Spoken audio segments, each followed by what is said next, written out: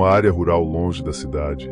Pensei que viveria em paz, sem barulho, sem vizinhos e sem estresse. Pensei que só precisaria me preocupar com meu marido e meus trigêmeos, que naquela época estavam no hospital, pois nasceram com alguns probleminhas e estavam na incubadora. Sabia que meu marido tinha uma casa que herdou no meio do mato, mas em 2 anos de relacionamento nunca quis ir até lá. Quer dizer, até poucos dias depois de receber alta do hospital. Por alguns problemas, disse a ele que queria criar meus 3 filhos longe de onde morávamos e que um lugar calmo seria uma ótima opção. Num domingo, ele me levou. Viajamos 2 horas pela BR-15 e chegamos ao centro daquilo que só posso chamar de um pequeno povoado. Achei que seria ali, mas não andamos por aquelas casinhas quase caindo por vários minutos até chegarmos a uma área montanhosa. Adentramos alguns metros e lá estava a casa, que mais parecia uma cabana de 2 andares. Era bonitinha, feita totalmente de madeira, com janelas enormes, cujos vidros estavam um pouco riscados, mas nada que prejudicasse. Na frente, havia candelabros muito antigos que iluminavam a noite. Fiquei maravilhado ao ver e ainda mais quando entrei, pois apesar dos móveis serem antigos, estavam em perfeito estado. Sua avó realmente caprichou nesta casa, disse ao meu marido. Dei uma olhada e tudo estava perfeito, exceto por alguns vazamentos no teto, que descobri porque era época de chuva, mas nada que meu marido não pudesse consertar. Naquela manhã, o ajudei a reparar os vazamentos, limpar os vidros e todos os móveis que estavam cheios de poeira. A casa ficou brilhando, só faltava um telefone, mas nos anos 90, naquela área, não existia, ou pelo menos eu nunca tinha ouvido falar. Quando terminamos, por volta das 6 ou 7 da noite, comecei a fazer o jantar para aquela noite chuvosa. Preparei uma sopa de fubá, sentamo-nos para jantar e, enquanto comíamos, meu marido quebrou o silêncio, sorrindo como uma criança. Ele me contou que, quando era pequeno, havia rumores estranhos sobre a área, pois as pessoas do povoado diziam que mulheres misteriosas vinham das partes mais altas para levar as crianças.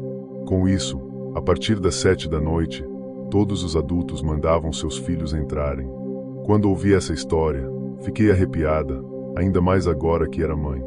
Mas ele disse que eram apenas invenções, mitos criados pelo povo, já que ele viveu com a avó desde criança, embora nunca o deixassem brincar com os amigos ao anoitecer, ele nunca viu nada. Sorri e terminei de jantar. Assim como ele, levantei-me da mesa e coloquei as louças na pia. Ali também havia uma pequena janela com cerca de 40 centímetros que dava para um bosque. Assim como as outras, era uma vista linda pela manhã, mas a noite era assustadora. Quando terminei, fui para o andar de cima dormir. Dos 3 quartos que havia, escolhemos o quarto maior da casa, o mesmo onde a avó dele dormia. Naquela noite, já estávamos dormindo quando acordei. Acordei por algum motivo, pois ouvia algo que não devia estar acontecendo. Entre o som da chuva e do vento, era possível ouvir alguém caminhando no forro de madeira. 2 passos depois, se arrastava, mais 2 passos e se arrastava novamente. Acordei meu marido, quando ele disse que além de estar andando dentro do forro, que alguém havia entrado, ouviu o mesmo que eu. Pegou um pedaço de pau e subi. Pude ouvi-lo caminhando lá em cima e, sem dúvida, o que ouvimos eram passos. Ele estava gritando para mim que não havia nada, mas de repente soltou um grito aterrorizante seguido de um barulho forte. Tudo ficou em silêncio. Eu estava mordendo os dedos de tanto medo e comecei a chamá-lo pelo nome, mas ele não respondia. Estava com dor por conta do parto, mas prestes a sair da cama para procurá-lo, quando o som daquele relógio no quarto me deu o maior susto. Não me lembro que horas eram, mas era bem tarde. Tapei os ouvidos, mas a porta também chamou minha atenção. Alguém girou a maçaneta e empurrou a porta lentamente, fazendo ranger. Também ouvi passos descendo as escadas quase correndo. Tudo ao mesmo tempo. Foi então que meu marido entrou gritando. Em seguida, começou a rir. Disse entre risadas que eu devia ter visto minha cara, que eu estava morrendo de medo. Eu disse para ele parar com isso, que eu estava prestes a chorar de susto. Ele me contou, ainda rindo, que havia esquecido do relógio, pois sua avó sempre se levantava a tal hora da madrugada para limpar a casa e aquele era o alarme dela. Eu não sabia se ficava brava ou ria daquela brincadeira. Perguntei o que havia lá em cima, mas ele disse que não era nada, que talvez o vento movia os galhos das árvores e os fazia bater no telhado. Aceitei essa explicação e consegui dormir depois de tudo aquilo. Só que ainda restava uma dúvida: quem abriu a porta? Na manhã seguinte, acordei por volta das 9. A cama já estava vazia. Meu marido havia ido trabalhar. Aquele dia amanheceu ainda chuvoso e muito nublado. Levantei e fui preparar um pouco de café. Quando estava pronto, voltei ao quarto, liguei a televisãozinha que tínhamos e me deitei novamente. 1 hora depois, comecei a fazer a limpeza. Comecei pelo meu quarto e depois fui para a sala. E nisso lembro-me que algo estranho aconteceu. Quando desci para pegar o café, tudo estava limpo, mas agora havia pegadas. Pegadas de lama no chão, não eram de sapatos, eram pés. Comecei a segui-las. Elas começavam nas escadas e terminavam bem na porta de entrada. Pensei que eram do meu marido, mas eram muito menores. Talvez eu não as tenha visto quando desci, foi o que pensei. Então segui com minhas atividades. Já à noite, meu marido chegou. Disse-lhe para não entrar mais com os pés sujos e depois mudei de assunto. Disse que precisávamos comprar várias coisas, mas que não conseguia ir porque a vendinha ficava muito longe.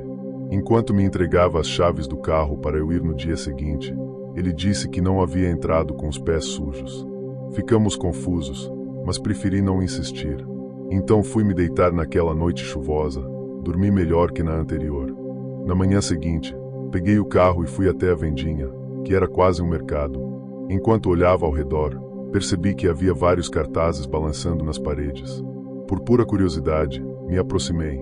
Eram cartazes de procura-se um menino de 7 anos que estava desaparecido há uma semana. Achei que fossem todos do mesmo menino, mas não. Ao olhar mais de perto, vi que eram 2 crianças desaparecidas. Um pouco assustada, entrei e fiz minhas compras. Na fila, enquanto esperava, uma senhora à minha frente estava repreendendo um menino de uns 6 ou 8 anos. Como uma boa fofoqueira, perguntei por que havia crianças desaparecidas naquele lugar. Ela gentilmente me disse que as autoridades falaram sobre uma quadrilha de sequestradores de crianças, mas uma senhora idosa que estava atrás de nós interrompeu a conversa. Não, menina, são as bruxas. Elas os levam há muito tempo, por isso não deixe que saiam para brincar à noite. Ambas ficamos chocadas, não dissemos nada e apenas nos viramos lentas. Eu fiquei pensando no que aquela senhora disse enquanto dirigia de volta. Notei que havia uma pessoa recolocando os cartazes. Creio que a chuva os havia estragado. Em uma ruazinha, passei por um poste muito devagar e ali havia cartazes dentro de sacos plásticos. Os de trás tinham data, eram de anos atrás. Voltei para casa um pouco assustada. Que tantas crianças estavam desaparecendo desse jeito. E foi isso que contei ao meu marido quando ele chegou. Aparentemente, ele não acreditou em mim, não quis me ouvir e disse que tinha algo importante para me dizer. Ele havia sido promovido no trabalho e com isso precisaria viajar por 2 semanas. Ele partiria em 2 dias. Bom, estava muito feliz, pois no dia seguinte iríamos buscar nossos bebês naquela noite. Ele nem quis falar sobre o assunto que eu estava abordando, apenas disse que a questão das bruxas era um mito e se estava acontecendo, era culpa de alguma quadrilha. Assim fomos dormir um pouco brigados. Na manhã seguinte, fomos buscar meus bebês no hospital. Felizmente, eles já estavam melhores, muito saudáveis. No caminho, eu disse ao meu marido que queria contratar uma senhora que me ajudasse com os bebês e limpeza. Ele aceitou sem problemas e sabia quem seria a pessoa certa. Fomos até a casa de uma senhora muito trabalhadora e oferecemos o emprego. Ela nos disse que nossa visita havia chegado na hora certa, pois estava procurando trabalho naquele momento. Naquela mesma tarde, ela quis ir conosco, então a levamos para casa. Demos a ela um dos quartos e ela começou a trabalhar. Apesar de ter quase 70 anos na época, era muito ativa, mais do que eu. Naquela noite, enquanto jantamos os 3, algo estranho aconteceu. As árvores começaram a balançar como se alguém as estivesse agitando e conseguimos ouvir, por alguns segundos, o grito distante de uma mulher. Nenhum de nós teve coragem de sair e assim fomos dormir. No dia seguinte, ficamos sozinhas, apenas nós 2. Meu marido já havia saído. Todo o dia foi muito cansativo, pois cuidar de trigêmeos é uma tarefa muito difícil. Quando estava anoitecendo, a senhora Jacira me chamou para o jantar. Deixei meus bebês no quarto do meio. Estávamos conversando enquanto jantamos quando ouvimos que uma tempestade estava se aproximando. A senhora Jacira saiu de casa para recolher as roupas que havíamos lavado. Eu também a ajudei. Quando estávamos prestes a terminar, a chuva veio muito forte. O vento começou a soprar e mesmo no meio de todo aquele barulho, conseguimos ouvir o riso de uma mulher muito perto de nós. Começamos a procurar alguém no mato, mas não havia nada. E além disso, estava tudo escuro. Nós duas nos olhamos e perguntamos se havíamos ouvido a mesma coisa. Vale destacar que não poderia ser dos vizinhos, que a vários metros ao redor não havia casas. Então corremos para dentro e tranquei a porta. Terminamos de jantar e Jacira quis lavar as louças, mas não deixei. Ela já tinha feito muito, então era minha vez de fazer algo. Não as lavei naquele instante, lavei 2 horas depois. Por volta das 10, enquanto lavava, pude ver de relance pela janelinha da frente como as árvores se moviam. Era como se caísse o movimento, parecia como se alguém estivesse em cima, no topo das árvores. Enquanto olhava para lá na escuridão, pude ver o que parecia uma mulher pulando pelos galhos, se afastando em direção ao norte. Eu não disse nada, não queria parecer louca diante da Jacira. Então lavei os pratos rapidamente e, confusa, subi para descansar. Adormeci profundamente, mas o som de várias cabras me acordou. Pareciam estar dentro de casa, soavam como se estivessem furiosas. Mas depois não foi só o som dessas cabras. Alguém começou a bater na porta principal como se quisesse derrubá-la. Jacira bateu na minha porta, muito assustada, e eu a deixei entrar. Ela me perguntou o que estava acontecendo e eu disse que não sabia, mas que estava morrendo de medo. Ambas criamos coragem para olhar pela janela e ver quem estava batendo tão forte na porta. Ao abrir a janela, o vento frio entrou no quarto junto com a chuva. Ao olhar para baixo, vimos como uma cabra, apenas uma, fazia o som de muitas. Vi que ninguém estava na porta e me afastei da janela. A senhora Jacira ficou alguns segundos a mais, e de repente, ouvimos novamente o som estranho que aquele animal fazia. Já naquela hora, começou a gritar e a agitar os braços. Eu olhei, mas ao olhar para baixo não havia mais nada. Aterrorizada, afastei a senhora da janela e a fechei. Meus filhos começaram a chorar e fui ver o que havia acontecido. Eu os acalmei. Em poucos minutos, consegui. Nesse momento, Jacira entrou no quarto e me pediu desculpas, mas disse que viu aquela cabra correndo em direção à mata, mas que não o fez de 4 patas. Ela o fez ereta, de pé sobre 2 patas, como se fosse um humano. Eu não disse nada, aquilo me arrepiou, mas disse a ela para ir dormir, pois eram 3 da manhã e precisávamos descansar. Ela foi para o quarto dela e eu fiquei com meus bebês. Durante a madrugada, pensei que talvez, por causa da escuridão, ela tivesse visto errado ou que talvez fosse porque ela havia acabado de acordar. Não queria acreditar que algo de outro mundo estava nos acontecendo. Naquela madrugada, adormeci profundamente. Acordei por volta das 8 da manhã, quando um dos meus bebês começou a chorar, seguido do outro e depois do terceiro.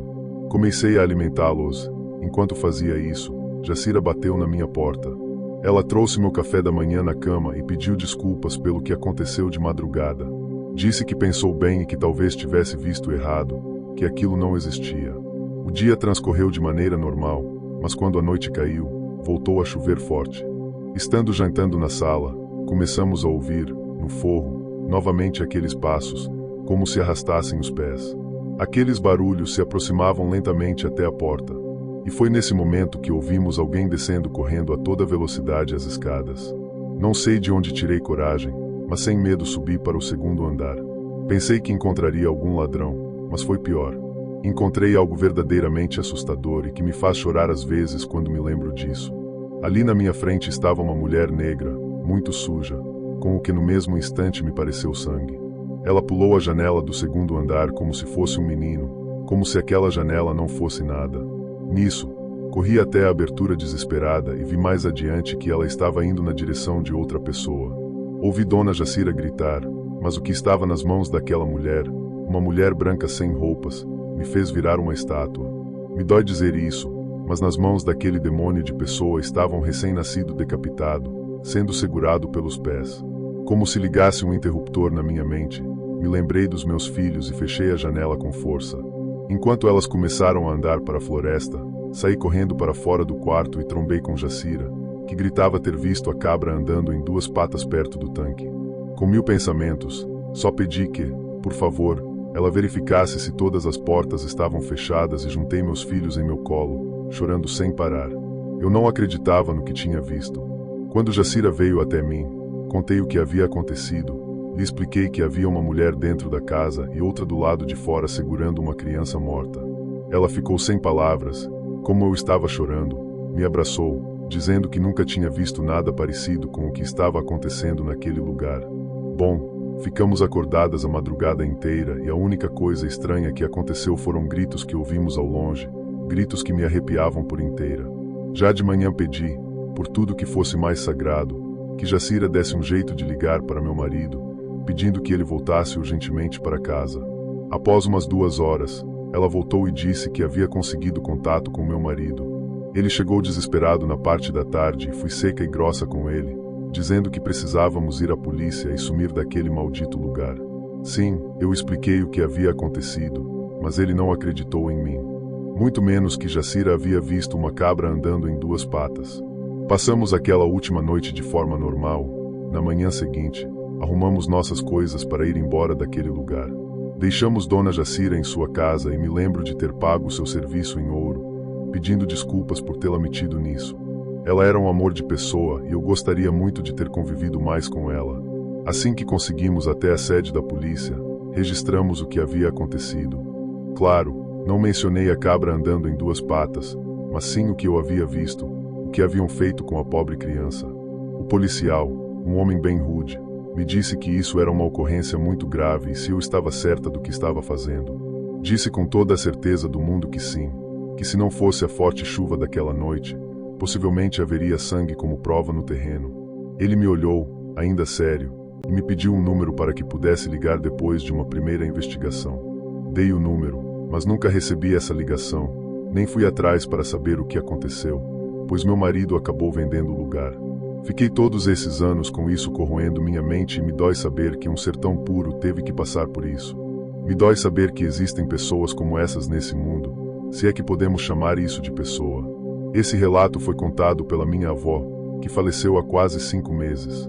Antes de sua partida, me certifiquei de perguntar todos os detalhes dessa experiência, pois ela estava doente e sabíamos que não ficaria muito tempo conosco. Minha avó era de um povoado chamado Segato.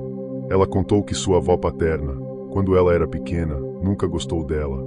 Tratava com muita grosseria, talvez porque minha avó teve que assumir as responsabilidades da casa e das refeições após a morte precoce de sua mãe.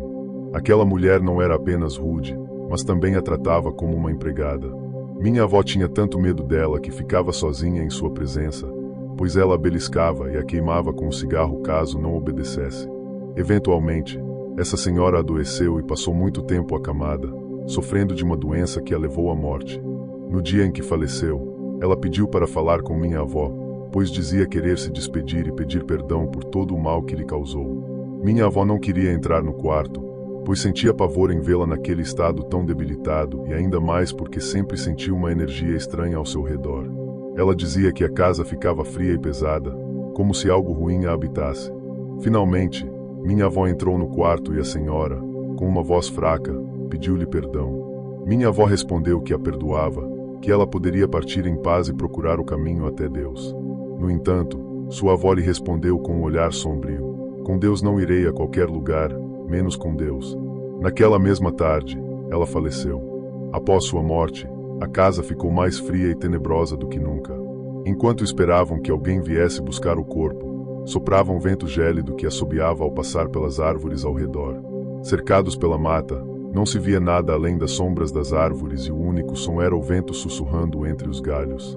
Em meio a esse silêncio, minha avó ouviu o que parecia um choro distante, um lamento profundo vindo entre as árvores. Ela diz que não sabia se estava imaginando ou se algo realmente estava chorando lá fora.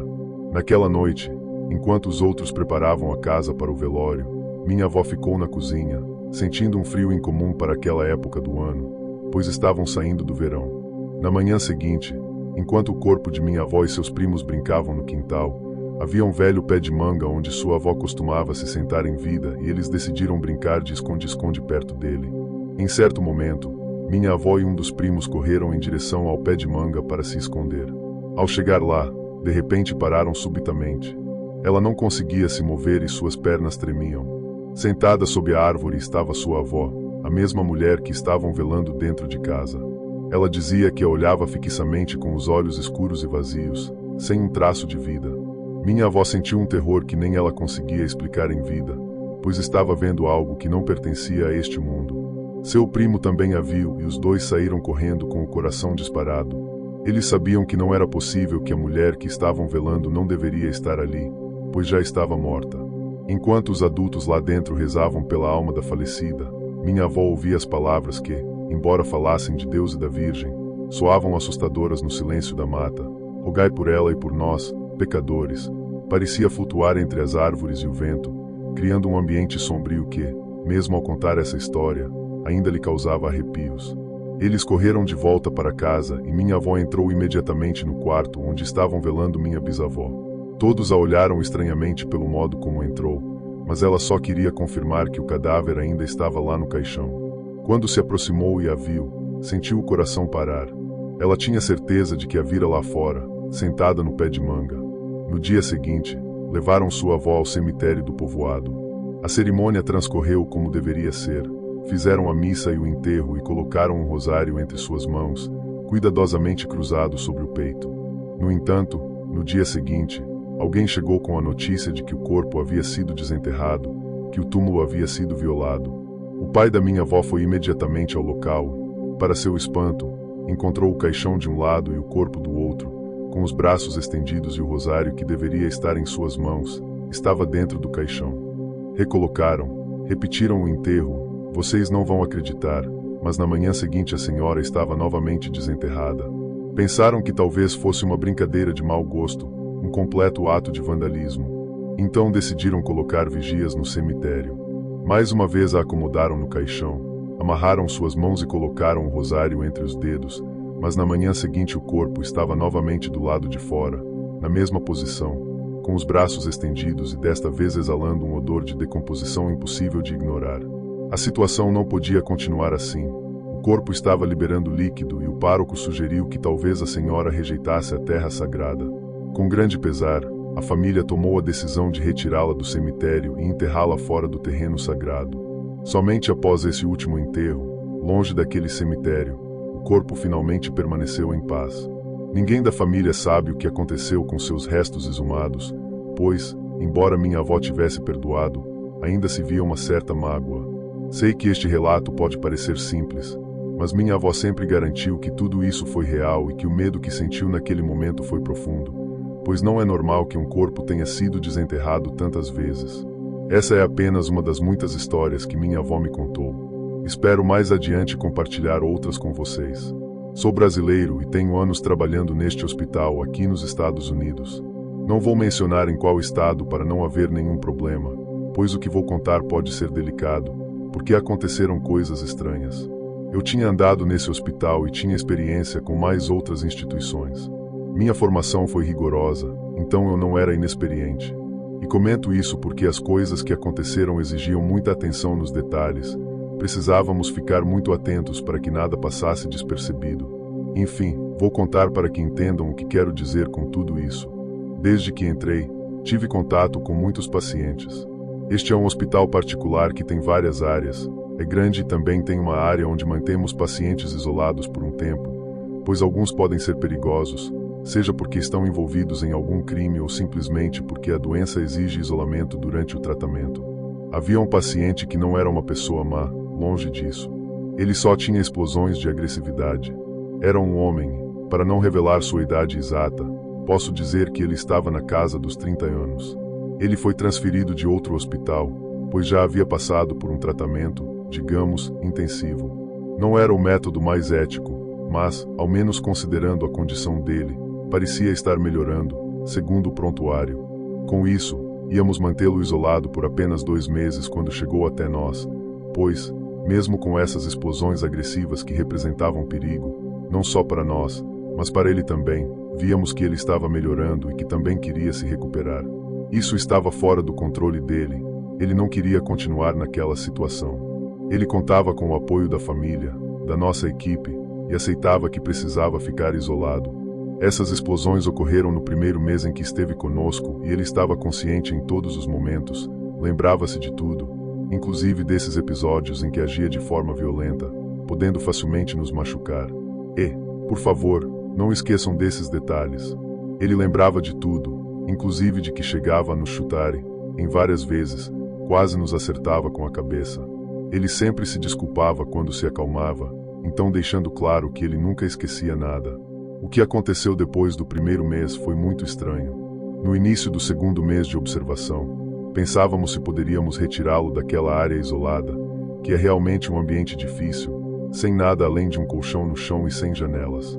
Na primeira semana, ao visitá-lo com um colega, como fazíamos diariamente, ele nos cumprimentou de forma normal, porém teve uma daquelas explosões.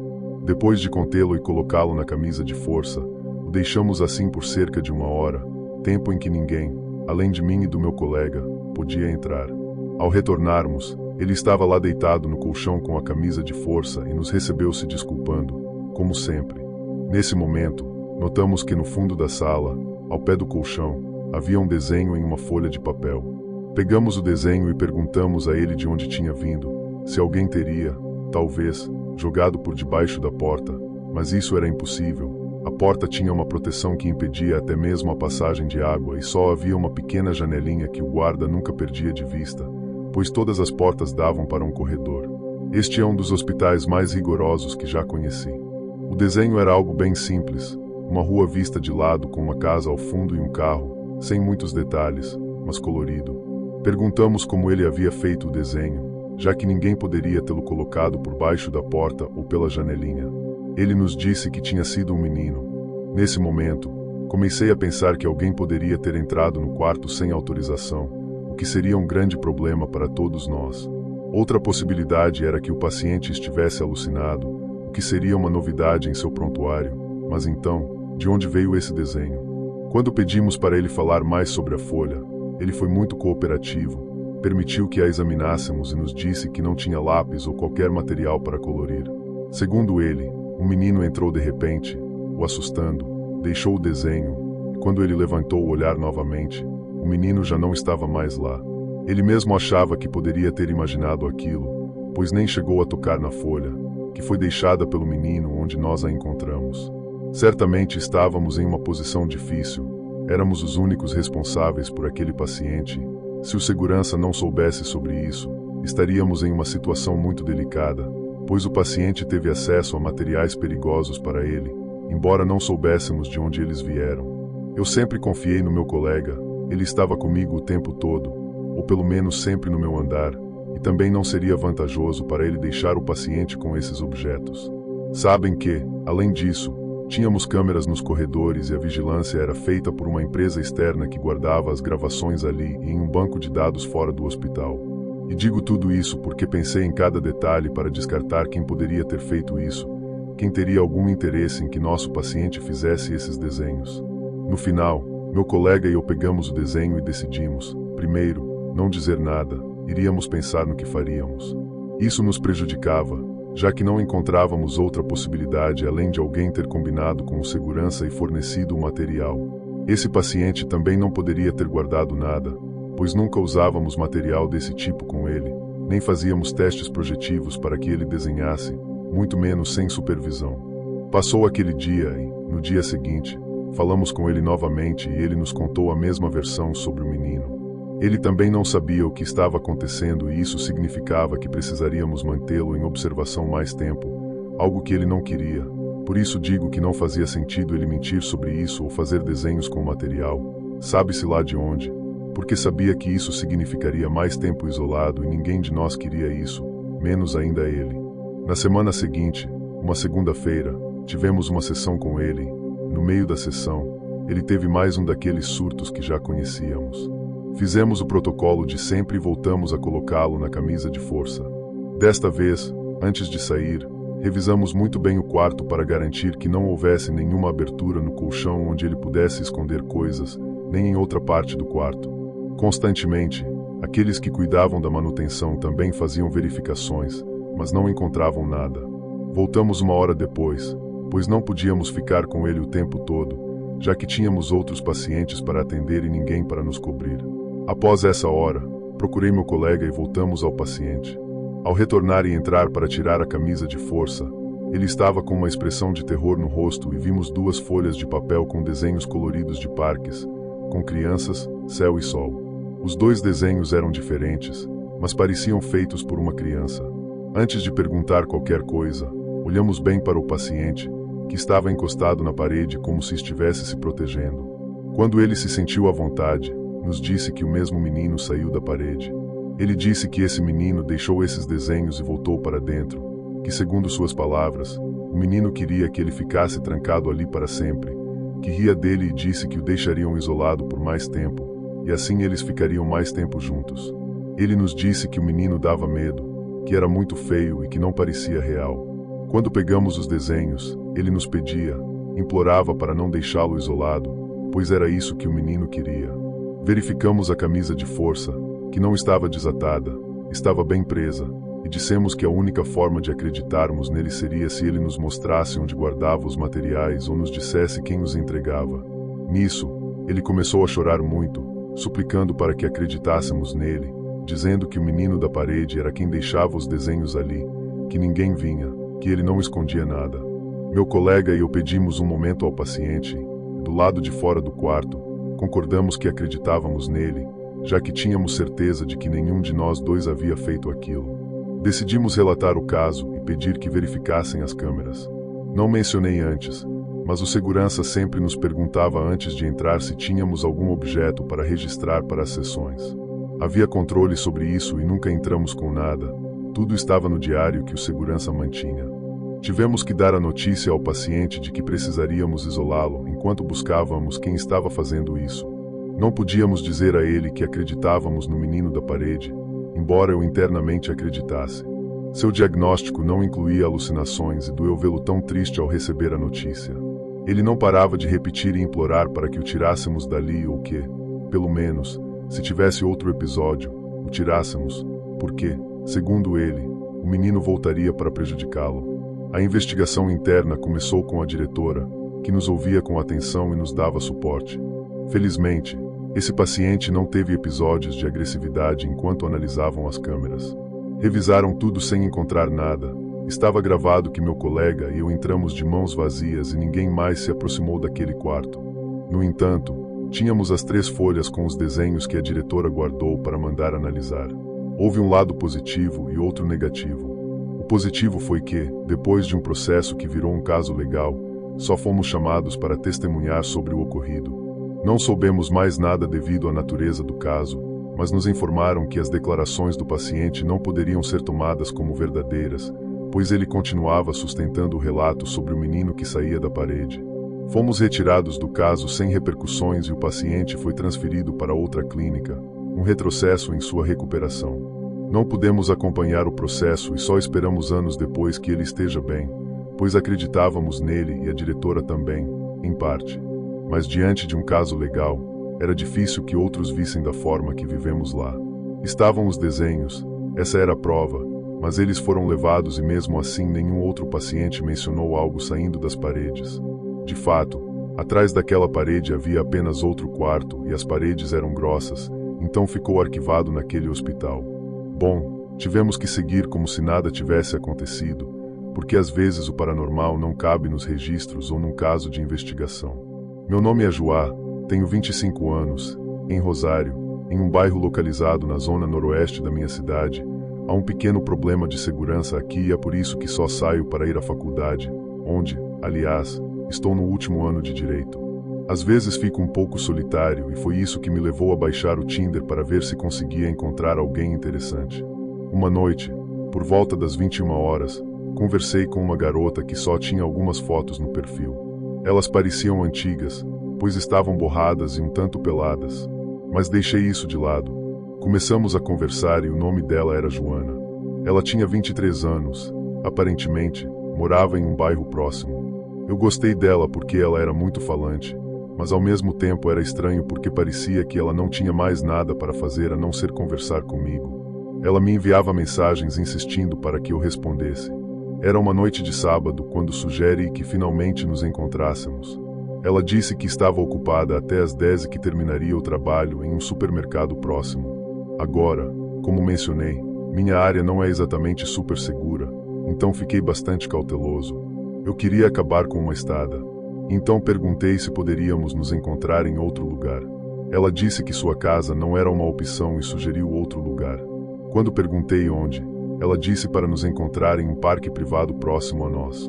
Recusei, dizendo que fechava às 18, mas ela insistiu, dizendo que conhecia uma maneira de entrar e que seria mais privado, se é que você me entende, e que nos encontraríamos lá à 1 da manhã. Ela me enviou as instruções de como chegar lá. Sugere que seria melhor entrarmos juntos, mas ela respondeu um pouco depois dizendo que iria verificar com suas amigas se havia gente por perto, explicando que às vezes as pessoas ficam lá à noite. Isso pareceu um pouco estranho para mim. Pensei em dizer não ou inventar uma desculpa para não ir, pois não gostava muito do lugar, apesar de nunca ter visitado de fato, nem de dia nem de noite. À medida que a noite se aproximava, fiquei nervoso e pensei que talvez não fosse uma boa ideia nos encontrarmos lá, mas ela insistiu tanto que acabei cedendo. Era 1h15 da manhã e saí de casa bem silenciosamente para meus pais não descobrirem. Liguei meu celular e vi que havia recebido uma mensagem dela na qual ela explicava que eu tinha que seguir um determinado riacho até encontrar uma parte da cerca que estava quebrada e era por ali que eu deveria entrar. Fiquei nervoso e um pouco assustado com o encontro, mas, apesar dos sentimentos, também me senti bastante confiante e animado para conhecer Joana. Eu estava andando. Quanto mais fundo ia na floresta, mais essa confiança desmoronava. O lugar parecia desolado e assustador e eu ficava me perguntando em que diabos eu estava me metendo. Avancei até chegar ao que ela mencionou. Minha pele, neste momento, estava arrepiada, pois estava fazendo muito frio. Segui o riacho até encontrar uma área com um fio quebrado que presumi ser o lugar que ela se referia. Entrei. Assim que dei alguns passos, peguei imediatamente meu telefone e enviei uma mensagem dizendo que eu estava lá. Naquele momento, ouvi o som de um telefone próximo. Ela respondeu: "Estou vendo você." Estava ficando um pouco assustador para mim. Como ela poderia me ver? Estava tudo escuro como breu. O que eu iria fazer? O que iria acontecer? Essas eram algumas das perguntas que se passavam pela minha cabeça. E de repente comecei a ouvir passos na grama, como se alguém estivesse se aproximando. Então ouvi um oi de longe. Aquela voz, de alguma forma, me disse que as coisas iriam acabar mal. Foi um tanto distinto. Parecia estar se aproximando de mim e à distância ela disse: "Por favor, desligue a lanterna. Tenho uma surpresa para você." Apesar das minhas dúvidas, acabei desligando, com medo. Achei que isso seria até melhor. Preciso enfatizar que meu telefone liga e desliga a lanterna sacudindo. Então meu telefone desligou, guardei no bolso e continuei esperando. Então ouvi os passos se aproximando até ficarem a poucos metros de distância, mas ainda não conseguia ver nada. "Você demorou", um deles falou. Eu não respondi. Eu estava muito nervoso. Ele se aproximou e pegou minha mão. "Vamos, quero te mostrar o que prometi." A mão dela era estranha, era muito fria, e começamos a andar em linha reta. Havíamos caminhado bastante sem trocar uma única palavra. Talvez tenha sido apenas 1 minuto, mas na minha cabeça, apareceram horas. Eventualmente, parei de andar e perguntei a ela o que estávamos fazendo. Foi quando ouvi outros passos. Eles não eram dela, estavam um pouco mais longe. Foi nesse momento que meus nervos dispararam e meu coração parecia querer pular do peito. "Está tudo bem, Joaquim, estamos apenas caminhando." Então peguei meu telefone e balancei, ligando o flash. Comecei a iluminar todas as direções.